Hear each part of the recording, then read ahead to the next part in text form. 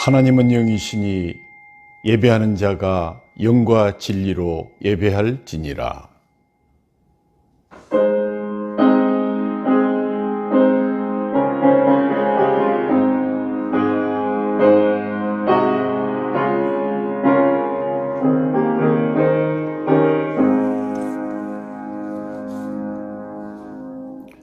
우리의 도움은 천지를 지으신 여호와의 이름에 있도다. 아멘.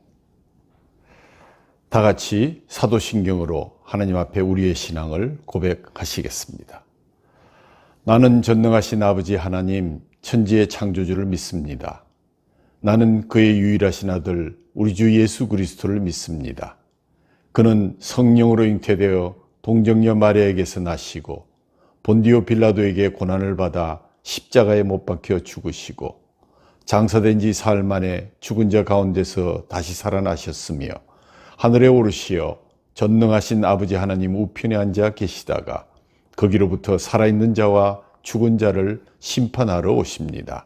나는 성령을 믿으며 거룩한 공교회와 성도의 교제와 죄를 용서받는 것과 몸의 부활과 영생을 믿습니다. 아멘.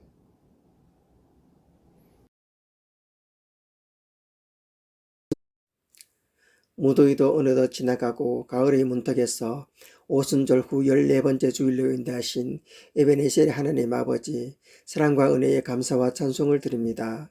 심은 대로 거둔다는 사실을 잘 알면서도 말씀대로 살지 못하고 기도하지 않고 불평불만으로 가득한 죄인을 불쌍히 여겨주시고 말씀과 기도로 생명나무를 심는 에덴의 농부로 살게 하옵소서. 여호와 니시의 하나님 아버지, 코로나19가 여전히 기승을 부리며 대면하지 못하고 삶이 어렵지만 이 또한 지나가리라는 믿음으로 포기하지 않고 끝까지 한 줄기 빛을 바라보며 승리할 수 있도록 성령으로 인도하여 주옵소서.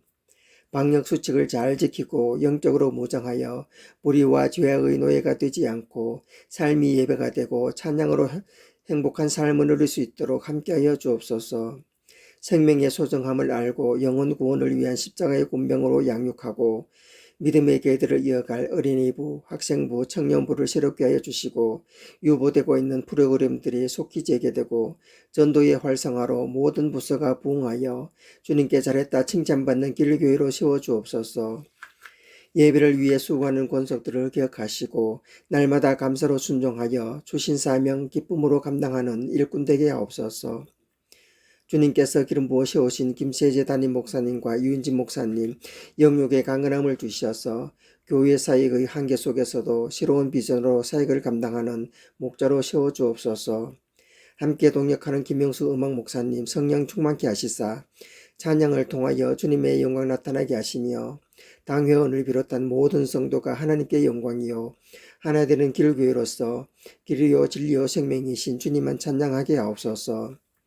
긍휼하신 하나님 아버지, 이 나라를 정의와 공의로 바로 세워주시고 하나님을 경외하고 백성을 살피는 자가 선출될 수 있도록 영화를 열어주시며 온 세계가 우상을 물리치고 복음이 전파되어 평화를 누리는 주님의 나라가 승리하게 하옵소서.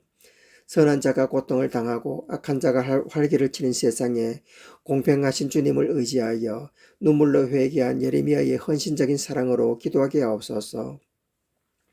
이 시간 말씀으로 먹이실 담임 목사님 갑절의 영역을 더하시사 영의 눈과 귀를 열어주시는 말씀을 통하여 갈급한 심령의 생수가 되는 구원의 시간 되게 하옵소서. 하나님의 사명을 감당하는 필리핀 다마스커스 유니온 처치와 세빛 맹인 선교회 등 협력기관들을 굴보 살피시사 주님의 나라의 확장을 위해 아름답게 동역하게 하옵소서. 육신의 연약함과 영적 침륜에 빠진 성도들을, 특히 치료 중에 있는 성도, 생활이 어려운 성도들을 굽어 살피시사 치유와 회복의 은혜를 덧입혀 주옵소서. 예수님의 몸과 피를 참된 양식과 음료로 제공하신 성만찬에 믿음으로 참여하여 영과 육이 새롭게 되고 그리스도와 연합하는 거룩한 삶을 살게 하옵소서. 주님의 그 사람으로 기억되기를 원하오며 예수 그리스도 이름으로 기도드립니다. 아멘. 오늘 하나님께서 주신 말씀 누가복음 20장 9절부터 18장까지 말씀을 봉독하도록 하겠습니다. 그가 또 이 비유로 백성에게 말씀하시기 시작하시니라. 한 사람이 포도원을 만들어 농부들에게 새로 주고 터국에 가서 오래 있다가 때가 이름에 포도원 소출 얼마를 바치게 하려고 한 종을 농부들에게 보내니 농부들이 종을 몹시 때리고 거저 보냈거늘 다시 다른 종을 보내니 그도 몹시 때리고 능욕하고 거저 보냈거늘 다시 세 번째 종을 보내니 이 종도 상하게 하고 내쫓는지라. 포도원 주인이 이르되 어찌할까?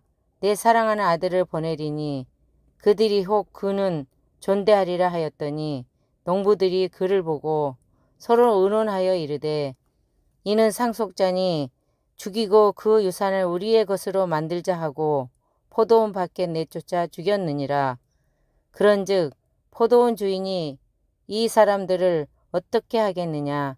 와서 그 농부들을 진멸하고 포도원을 다른 사람들에게 주리라 하시니 사람들이 듣고 이르되 그렇게 되지 말지니다 하거늘 그들을 보시며 이르시되 그러면 기록된 바 건축자들의 버린 돌이 모퉁이의 머릿돌이 되었느니라 함이 어찌미냐. 무릇 이 돌 위에 떨어지는 자는 깨어지겠고 이 돌이 사람 위에 떨어지면 그를 가루로 만들어 흩으리라 하시니라. 아멘.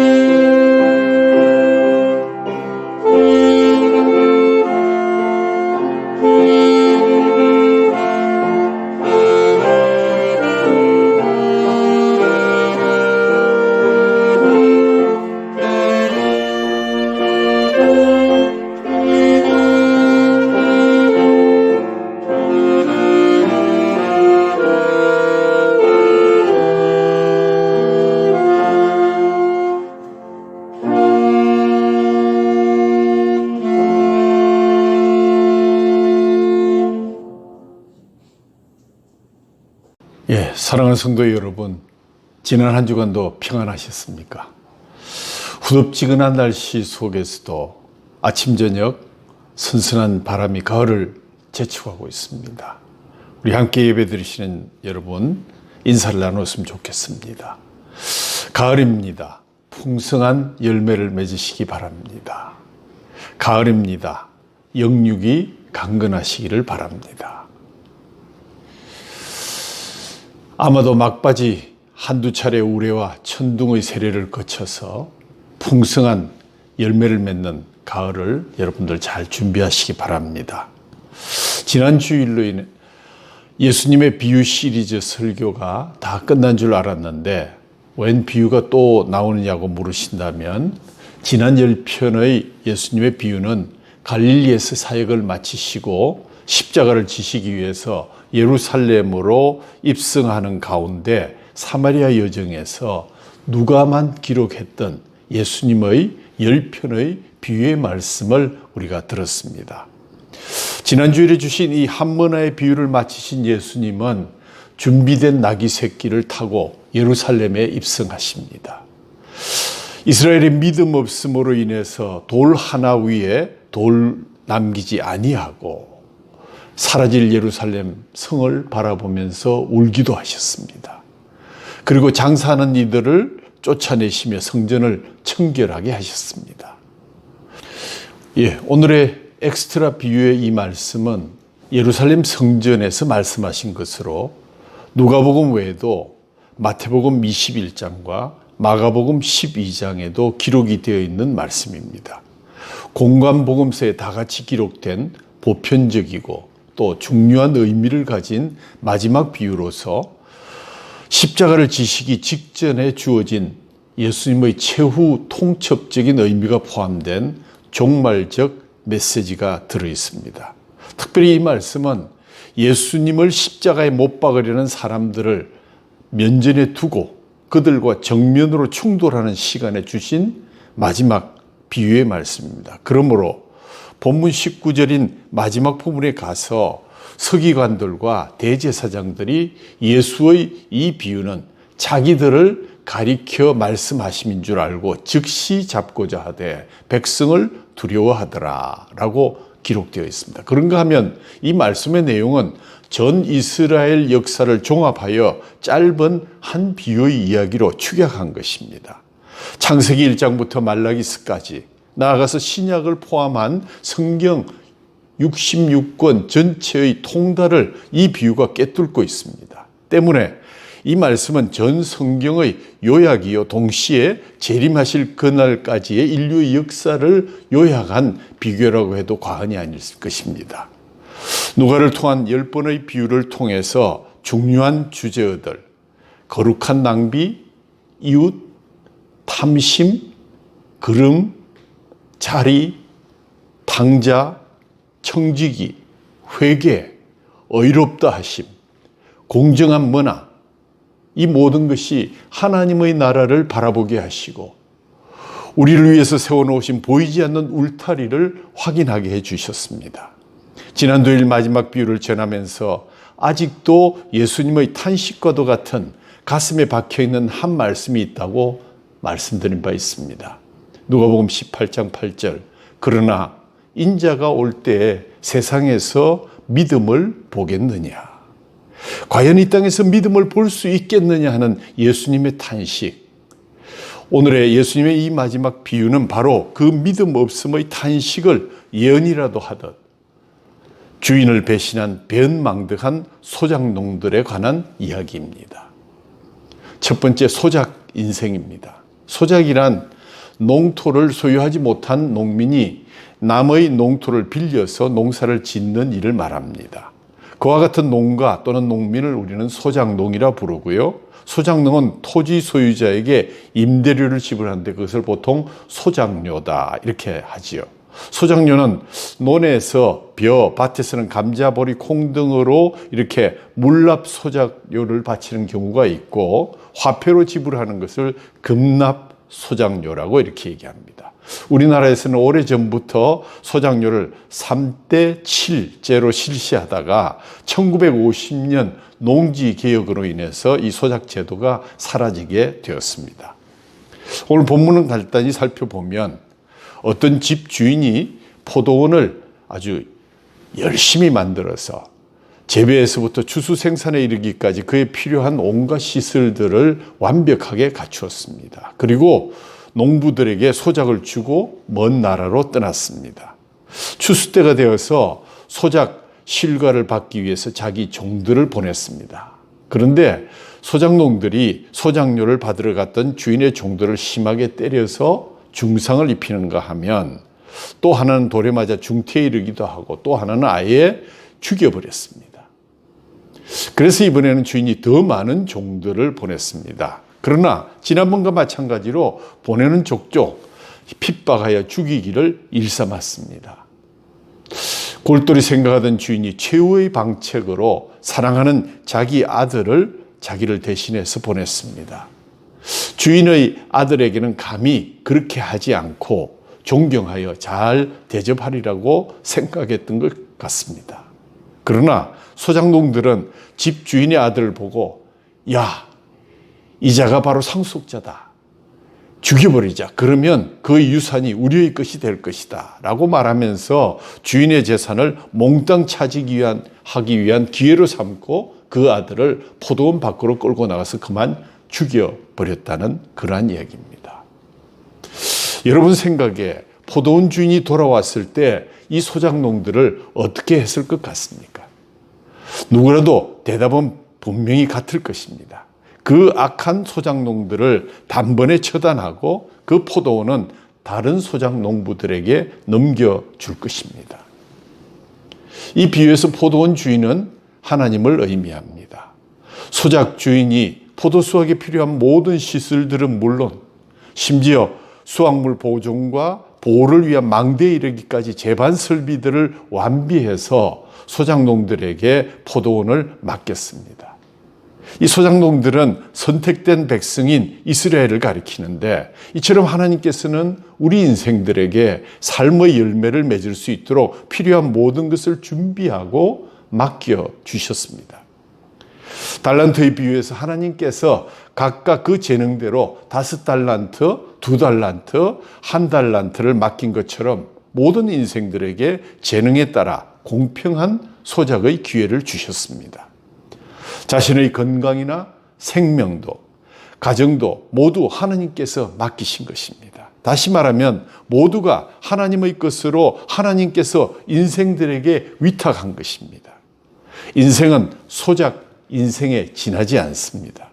소작농이 소작 주인에게 소작료를 지불해야 한다는 것은 그 포도원과 그에 필요한 모든 시설들 그리고 포도 수확물까지 모두가 다 주인의 것임을 인정하는 것입니다. 포도원과 모든 수확물은 다 주인 되시는 하나님의 것, 하나님의 소유권을 인정하라는 뜻입니다. 인간은 단지 소작 인생이라는 것을 깨달으라는 것입니다. 재물이나 재능이나 지혜나 지식이나 그리고 자신의 생명까지도 자신의 소유물이 아니라 그 소유권이 하나님께 있다는 것을 말씀하고 있습니다. 여러분 어리석은 부자의 비유를 기억하시죠? 어떤 부자가 농사가 풍년이 들어서 엄청난 추수를 거두게 되었습니다. 이에 부자는 속으로 생각하기를 어쩌지? 이렇게 많은 수확물을 쌓아둘 곳이 없으니 어떻게 하면 좋을까? 이렇게 하자. 창고를 헐고 더 크게 많은 창고들을 짓자. 그리고 내 곡식과 재산을 다 모아 거기에다 쌓아두자 결정했습니다. 그리고 자신에게 이렇게 말합니다. 잘했다. 너는 크게 성공했으니 이제 은퇴해도 좋겠다. 그 정도면 평생 편안하게 너 먹을 것 먹고 인생을 마음껏 즐길 수 있을 것이야. 이제 내 인생을 즐기거라. 그러나 바로 그때 하나님께서 나타나셔서 말씀하십니다. 어리석은 사람아, 오늘 밤 너는 죽는 거야. 내가 내 영혼을 도로 찾으리니 그러면 내 창고에 가득 찬 내 재산은 누구의 것이 되겠느냐. 그리고 예수님께서 그 비유 끝에 이렇게 말씀하셨습니다. 자기를 위하여 재물을 쌓아두고 하나님께 대하여 부유하지 못한 자가 이와 같으니라. 욥은 자녀 7남 3녀를 둔 동방의 거부였습니다. 그러나 이유를 알 수 없는 가운데 하루아침에 전 재산이 약탈당하고 자녀들은 한꺼번에 압사당하는 실로 감당하기 어려운 환난을 당하게 되었습니다. 그러자 욥은 일어나 자기 옷을 찢고 머리털을 밀고 땅에 엎드려 여호와 하나님께 경배하며 이렇게 말합니다. 내가 모태에서 알몸으로 나와 온적 또한 알몸이 그리로 돌아가올지라.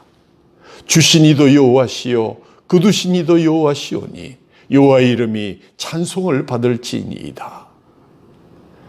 욥은 이 모든 일을 당하고도 범죄하거나 하나님을 원망하지 않게 된 것은 주신 자도 여호와시요 가져가실 자도 여호와시니 여호와의 이름이 찬양을 받는 것 마땅합니다 라는 그런 가치관을 가졌습니다. 하나님께서 주신 것들을 하나님께서 도로 가져가시는데 내가 원망할 이유가 없다는 것이죠. 내 것은 아무것도 없다는 것, 천지 만물을 창조하신 하나님께서 모든 만물의 소유권이 있다는 것입니다. 그래서 하나님을 만유의 주, 만물의 소유권을 가진 주인이라고 이렇게 부르는 것입니다. 저는 이번 코로나19 사태를 겪으면서 역설적으로 감사한 것들이 있습니다. 그 중에 하나가 우리가 착각하지 않게 해주신 것들에 대한 감사입니다. 우리의 일상이 하나님의 은혜 없이는 있을 수 없는 것이라는 것을 깨닫게 해주신 것에 대한 감사를 드리게 되었습니다. 우리가 이렇게나마 예배 드릴 수 있음도 하나님의 은혜 없이는 불가능한 것임을 깨닫게 해주신 것에 대해서 감사를 드리게 됩니다. 우리는 하나님의 포도밭을 맡은 소작 인생임을 한시라도 잊지 말아야 할 것입니다. 두 번째 주제는 하나님의 주권입니다. 지금까지 비유의 초점은 비교적 하나의 테마, 주제로 모아졌습니다. 그러나 오늘 본문의 주제는 상당히 복합적입니다. 하나님과 인간과의 관계에서 비롯된 모든 역사가 처음부터 마지막까지 빠짐없이 나열되어 있습니다.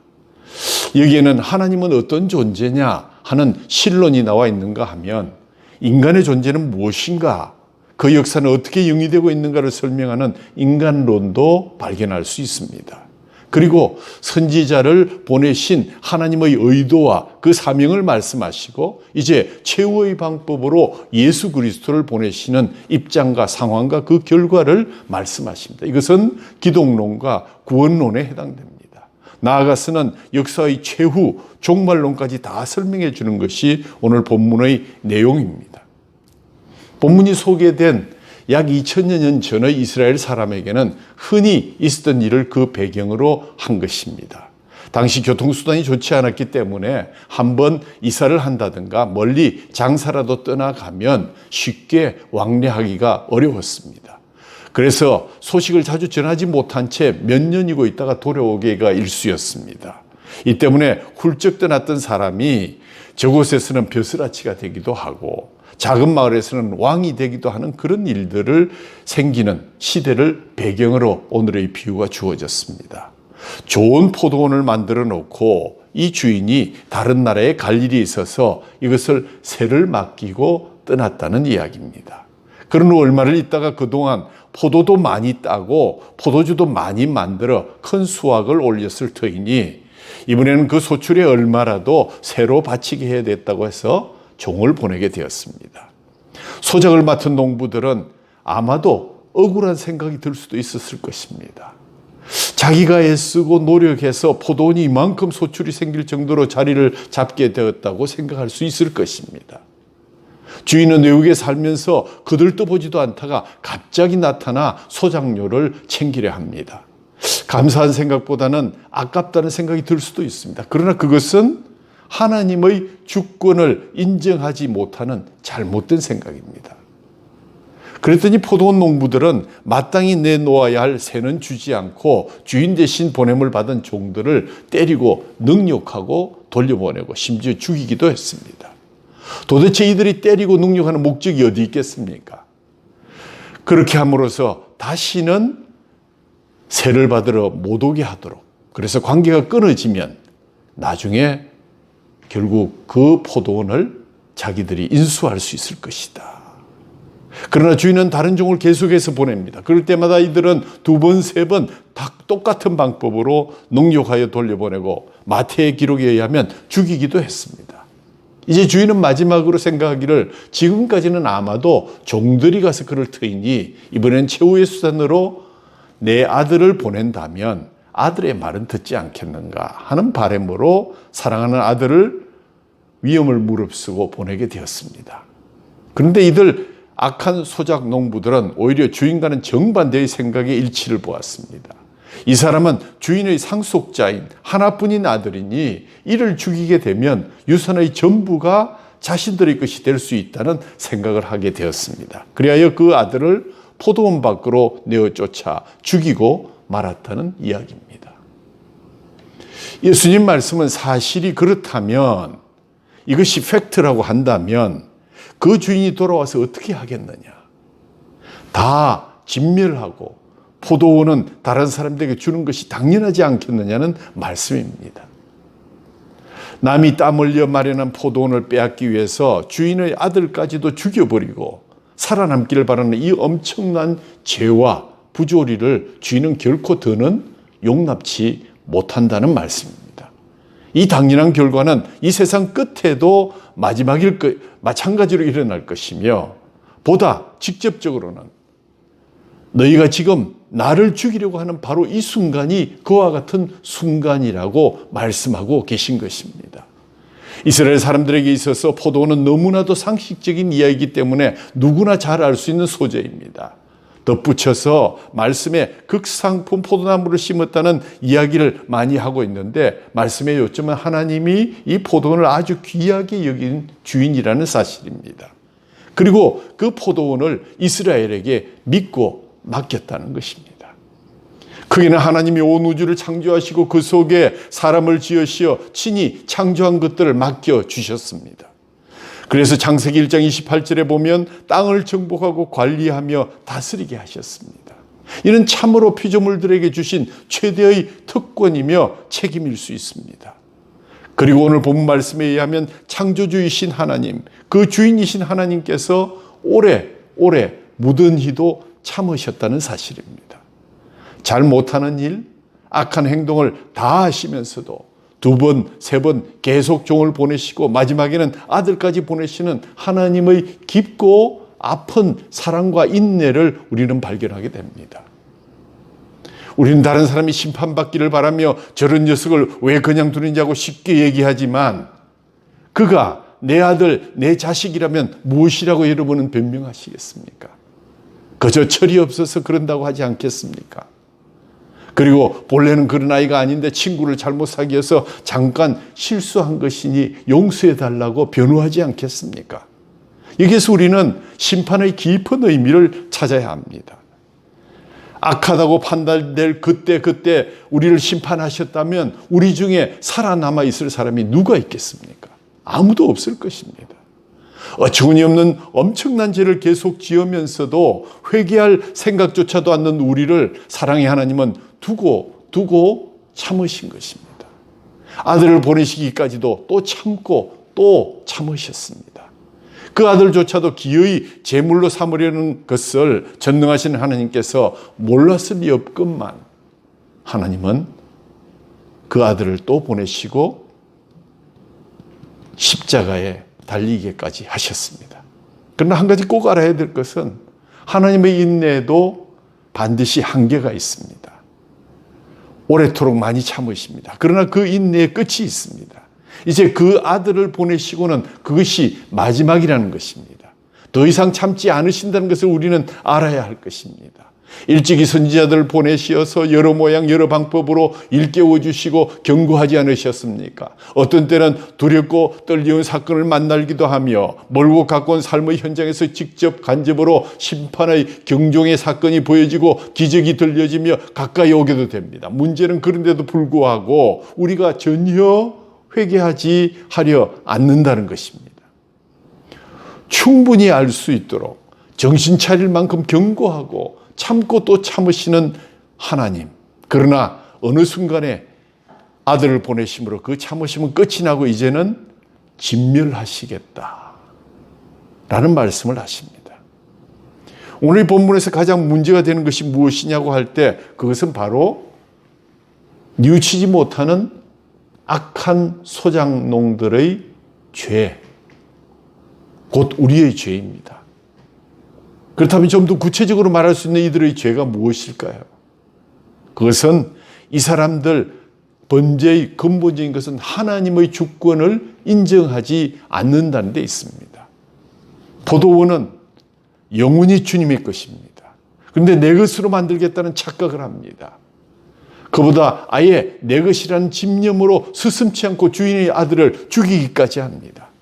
놀랍게도 인간들의 죄의 뿌리는 이렇게 탐욕으로부터 시작됩니다. 창조주를 부인합니다. 하나님의 소유됨을 부인합니다. 이 때문에 자식도 내 자식 내 새끼 하며 자기 소유화하려는 경향을 보이고 있습니다. 결국은 내 것도 내 것이고 네 것도 내 것이 되는 탐욕의 세계를 만들어 놓았습니다. 내가 낳았다고 내 것으로 생각하는 데서 문제는 비롯되고 거기에 잘못이 있습니다. 내가 낳은 것은 사실이지만 그러나 낳은 순간부터 나는 양육자에 불과합니다. 하나님으로부터 보내진 귀한 생명을 맡아 봉사하는 마음으로 정성을 다해 키워서 하나님의 사람으로 만들 책임이 우리에게 있는 것입니다. 이 세상의 모든 것을 가졌다 할지라도 내 것이라는 보장은 어느 순간도 할 수 없는 것이 사실입니다. 이는 가진 바의 전부가 본래도 내 것이 아니며 마지막에도 내 것이 아니기 때문입니다. 가지고 온 것이 없으니 떠날 때도 가져갈 것이 없습니다. 오고 가는 사이에 잠시 내 것처럼 되어 있었을 뿐입니다. 그것을 이용해서 그 주어진 시간에 우리의 역할을 잘 감당하느냐 못하느냐가 문제일 뿐입니다. 잊지 말아야 할 것은 지금이라는 이 순간, 이 시간마저도 나의 것이 아니라는 점입니다. 10의 1조를 바치는 깊은 의미도 여기에 숨어 있습니다. 모든 것이 주께로부터 왔기 때문입니다. 우리 교회는 수요일마다 출애굽기 강해를 하고 있습니다. 지난 수요일에는 10계명 중에 5계명에서 10계명까지 대인관계의 계명을 배웠습니다. 인간의 악한 마음의 대표적인 것이 바로 탐심이라고 이 계명에서 밝히고 있습니다. 문자 그대로 욕심이 잉태하여 죄를 낳게 되는 것입니다. 자기보다 더 많은 사유재산을 가지고 있는 사람은 다 착취자요 악덕재벌이라고 생각하는 탐심에 사로잡혀 있는 인생들이 얼마나 많은지 알 수가 없습니다.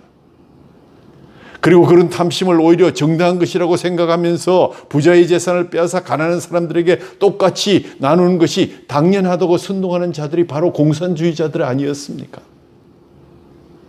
10계명의 마지막 10번째 계명은 내 이웃의 집을 탐내지 말라, 내 이웃의 소유를 탐내지 말라는 것입니다. 남의 것을 소중히 여기라는 의미입니다. 남의 것도 귀하게 여기라는 뜻입니다. 왜요? 다른 사람의 소유도 하나님이 그 사람들에게 맡기신 것이기 때문입니다. 반대로 내게 있는 소유는 하나님이 내게 맡기신 것이기에 내가 그 뜻에 따라 소중히 쓰면 되는 것입니다. 내게 있는 모든 것의 주인이 하나님이십니다. 마찬가지로 다른 사람에게 있는 것의 진짜 주인도 바로 하나님이십니다.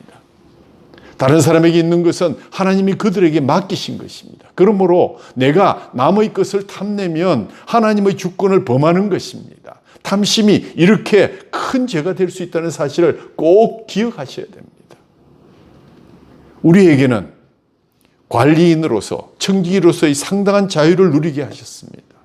그래서 우리에게 이성도 있고 양심도 있고 지식도 있고 도덕도 있게 하셨습니다. 뿐만 아니라 성령님도 보내주셨고 말씀도 공급해주고 계십니다. 이처럼 상당한 자유와 특전을 우리의 관리인으로서 청지기로서 주셨습니다. 그러나 이것은 어디까지나 한정적이요 임시적이요 어느 부분만을 부여받은 것이지 제한된 자유를 누리는 것에 불과한 것입니다. 모든 존재의 근본이시며 본질적인 소유주는 하나님이시기 때문입니다. 그러므로 모두가 하나같이 하나님께로 돌아갈 것을 의식하고 살아가야 되는 것이 바른 삶의 자세입니다. 어느 순간에라도 내 것이라고 생각한다면 그것이 바로 이 악한 농부와 같이 타락하고 악의 길을 달려가는 자세가 될 것입니다. 세 번째로 십자가의 최후 통첩입니다. 하나님께서는 계속해서 선지자와 종을 보내셨습니다. 회개할 기회를 거듭 주시는데도 악한 소작농들은 그 기회를 계속 거부했습니다. 하나님의 인내를 만홀히 여겼습니다. 하나님의 사랑을 악용했습니다. 멀리서 종만 보내고 있으니 이것만 해치우면 되겠구나 하는 것이 얼마나 잘못되고 어리석은 생각인지요. 회개할 기회를 주실 때 회개하지 아니하는 것, 그리고 회개의 하나님의 인내를 만홀히 여기는 큰 죄가 되는 것, 무서운 죄가 여기에 숨어 있습니다. 그것은 자기들의 행위를 정당화하고 자기들의 소유권을 굳히기 위한 하나님의 선지자를 죽인 죄도 있습니다. 나아가서 그 아들까지 죽였습니다. 다시 말하면 법 자체를 고치려 하고 진리를 말살하는 행위입니다. 선지자를 말살함으로써 문제를 해결하고자 했고 주인을 대신한 아들을 죽임으로써 그들의 소유를 삼으려 했던 것입니다. 저 유명한 보이에르 바하라는 엄청난 죄악의 선두주자, 그가 한 말을 기억하십시오. 교황청에서 교황을 몰아내기 전에 하나님의 보좌에서 하나님을 몰아내어라. 그래야 인간이 자유한다. 내 양심 속에 있는 하나님을 죽여버려라. 그래야 내가 자유인이 된다. 이 얼마나 악마의 소리입니까? 참으로 불신앙의 대표적인 언어가 아닐 수 없습니다. 양심을 지워버릴 수만 있다면 세상을 살아가는 일이 그렇게 마음으로부터 피곤치 않아서 좋을지는 모르겠습니다. 그러나 그럴 수 없기 때문에 그들이 때로 술을 마시고 마약까지 먹으며 온갖 애를 쓰는 것이 아니겠습니까? 이 세상에 혹 감추어진 완전 범죄가 있을지 모르지만 그의 양심은 그것을 허락치 않는 것입니다. 더구나 하나님 앞에서는 용납되지 않습니다. 우리는 한시도 그것을 잊어서는 아니 될 것입니다. 그런데 여기 이 소작 인생들은 지금 완전 범죄를 하겠다고 하는 것입니다. 마침내 마지막 사랑의 통첩으로 보낸 주인의 아들까지 죽여버리고 맙니다. 아들이 주인의 대리인인 아들을 죽인다는 것은 주인을 죽이려는 것과 마찬가지입니다. 이는 주인에 대한 정면적인 도전입니다. 이 때문에 마지막 회개의 기회마저 놓치고 말았습니다. 하나님의 마지막 인내와 마지막 회개의 기회를 자신들의 욕구를 이룰 수 있는 최후의 수단과 기회로 삼고 말았습니다. 아들이니까 죽이고 상속자이니까 죽이자. 그러나 하나님께서는 이것을 용납치 않으셨습니다. 이렇게 예수는 죽임을 당했고 또 죽었습니다. 따라서 예수님의 희생, 예수님의 십자가는 우연한 사건이 아닙니다. 많은 선지자를 보낸 후 종말적으로 보낸 그리스도 예수를 죽임으로써 마지막 심판의 증거가 되게 하신 것입니다. 그러므로 오늘 본문은 예수 그리스도의 십자가 사건의 맥락을 설명하고 있습니다. 창세기 1장부터 시작된 모든 역사와 그 많은 선지자의 기록과 그 모든 사건의 결론으로 예수의 십자가가 세워졌다고 보는 것입니다. 그러기에 마지막 통첩이요, 마지막 지표가 되는 것입니다. 여기서 생각할 것은 한 번 더 마지막 복음의 기회가 있었다는 사실입니다. 이 사람들이 그 아들이 왔을 때에만 회개하였더라도 지난날에 저질렀던 그 끔찍한 죄악들을 다 용서받고 구원에 이를 수 있었을 것입니다. 어느 선지자를 어떻게 능욕하고 무슨 방법으로 죽이며 거역하였던 간에 마지막 아들의 말만 들었더라면 구원을 받을 수 있었을 것입니다. 요한복음 3장 36절에 아들을 믿는 자는 영생이 있고 아들을 순종치 아니하는 자는 영생을 보지 못하고 도리어 하나님의 진노가 그 위에 머물러 있느니라고 말씀하고 있습니다. 이 마지막 통첩에만 귀를 기울이고 받아들였으면 그동안의 모든 잘못을 다 용서받고 저들은 구원을 받았을 것입니다. 그러나 그 마지막 통첩까지 거역하는 저들이었기에 거기에 마지막 심판이 불가피했습니다. 그런가 하면 역설적으로 거기에 구원의 길이 동시에 있었습니다. 즉 거역하는 그 마지막 순간이 구원의 순간이 될 수도 있었다는 역설을 우리는 기억해야 할 것입니다. 쌓이고 쌓인 지난날의 잘못이 있다고 할지라도 예수 그리스도를 영접하는 순간 이미 과거의 모든 잘못이 용서된다고 하는 복음이 바로 그 마지막 기회에 있었다는 사실입니다. 마지막으로 건축자의 버린 돌에 대한 이야기를 예수님은 들려주십니다. 이것은 히브리적인 하나의 중요한 비유입니다. 어떤 건축자들이 쓸모없다고 버린 돌이 다른 건축자에 의해서 오히려 가장 요긴한 모퉁이의 머릿돌이 되었다라는 얘기입니다. 그런데 이 돌 위에 떨어지는 사람은 다 깨어지겠고 이 돌이 사람 위에 떨어지면 그는 가루가 되어 흩어질 것이라고 말씀하셨습니다. 이 말씀은 버림받은 예수님이 교회의 머릿돌 되심을 말합니다. 그리고 그 위에 떨어지는 자는 죽을 것이로되 반대로 그 위에 세워지는 자는 영원히 살 것이라는 말씀입니다. 그러므로 우리는 예수 그리스도를 영접함으로 구원에 이르러야 할 뿐 그를 거역하거나 배척함으로 그 돌 위에 떨어져서 그로 인하여 심판을 받아야 하는 오늘의 이 악한 소작 인생을 반복해서는 아니 될 것입니다. 그것이 오늘이 주시는 예수님의 권면입니다. 결론을 말씀드립니다. 예수님은 포도원 주인의 아들을 죽인 소작농들을 진멸하고 그 포도원을 다른 사람들에게 맡길 것이라고 선언했습니다. 이 말씀을 듣고 있던 청중들이 그 말씀을 듣고 그렇게 되지 말아야 한다고 표현했는데 개역 개정과 개역 한글이 공히 16절에 보면 그렇게 되지 말아지이다. 어떻게 해서 이런 말씀을 쓰게 된지 모르지만 말아지이다, 즉 않도록 하는 뜻입니다. 영어로 보면 May this never be. 절대로 이것은 일어나지 않았으면 좋겠습니다. 않도록 해야 됩니다. 결코 그렇게 되어서는 안 된다는 얘기입니다. 이것은 청중들의 안타까움을 나타내는 동시에 그렇게 되지 않기를 바라는 간절함을 드러내는 예수 그리스도의 마음을 표현한 것으로 생각합니다. 동시에 주님 재림하실 때 그러나 내가 믿음을 보겠느냐고 하셨던 주님의 탄식의 그림자이기도 합니다. 어쩌면 그 손발에 박은 대못보다도 더 깊이 박힌 상처는 그렇게 되지 말아지이다. 내가 믿음을 볼 수 있겠는가 하는 예수님의 탄식이 아니었을까요? 사도행전 4장 11절 12절 말씀, 이 예수는 너희 건축자들의 버린 돌로서 집 모퉁이의 머릿돌이 되었느니라. 다른 이로서는 구원을 받을 수 없나니 천하 사람 중에 구원을 받을 만한 다른 이름을 우리에게 주신 일이 없음이라. 아멘. 예수 믿는 성도는 하나님께서 예수 그리스도의 십자가 피값으로 산 하나님의 소유된 백성입니다. 그러므로 우리는 우리 몸으로 하나님의 영광을 위해서 살아야만 하는 충분한 이유를 되새겨야 할 때입니다. 고린도전서 6장 19절에 20절, 너희 몸은 너희가 하나님께로부터 받은 바 너희 가운데 계신 성령의 전인 줄 알지 못하느냐. 너희는 너희 자신의 것이 아니라 값으로 산 것이 되었으니 그런즉 너희 몸으로 하나님께 영광을 돌리라. 종교학자 마르틴 루터는 이렇게 권면했습니다. 새가 머리 위에 나는 것은 막을 수가 없다. 그러나 그 새가 내 머리에 둥지를 트는 것은 막아야 한다. 살다 보면 가끔씩 욕심이 생길 수 있습니다.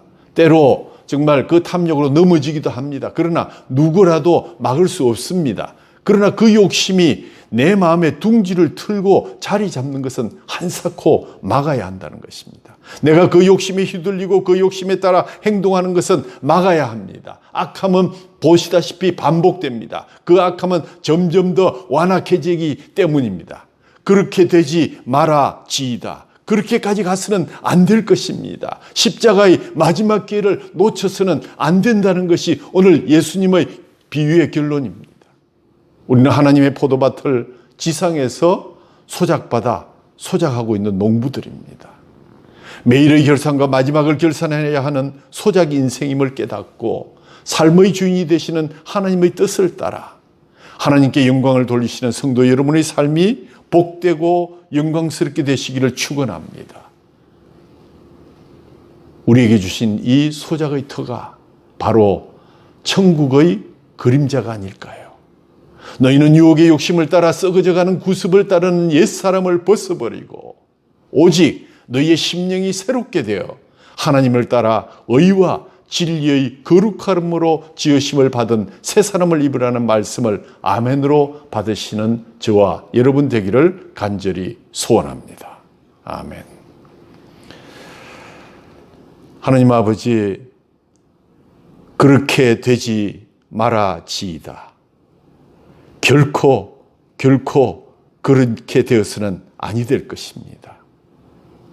그러기 위해서는 유혹의 욕심을 따라 썩어져 가는 구습을 따르는 옛사람을 벗어야 하고, 오직 우리의 심령이 새롭게 되어서 하나님을 따라 의와 진리의 거룩함으로 지으심을 받아 새 사람이 되라고 하신 주님의 말씀을 가슴 깊이 새기면서, 하나님 주신 놀라우신 은혜들을 배은망덕하게 갚는 악한 소장논이 아니라 끝까지 십자가에 잇대어 구원의 기회를 놓치지 않고 여기 주님의 것이 있습니다 하고 내어놓는 그러한 선한 청지기, 선한 소장농들이 다 되게 하여 주시옵소서. 그렇게 되지 말아지이다. 결코 그렇게 되는 일이 우리 가운데 없게 하시고, 오늘도 하나님 우편에서 결코 그런 일이 일어나지 않기를 바라는 주님의 놀라우신 그 권면과 사랑을 다시 한번 기억하게 하여 주옵소서. 이어지는 성찬의 의식을 통해서 다시는 그렇게 되지 않았으면 좋겠다고, 내가 올 때 꼭 믿음을 보고 싶다고 하신 주님의 살과 피를 먹으면서 마시면서 다시 한번 다짐합니다. 결코 그렇게 되지 않겠습니다. 이 모든 말씀 우리 주 예수 그리스도의 이름으로 감사하며 기도하옵나이다. 아멘.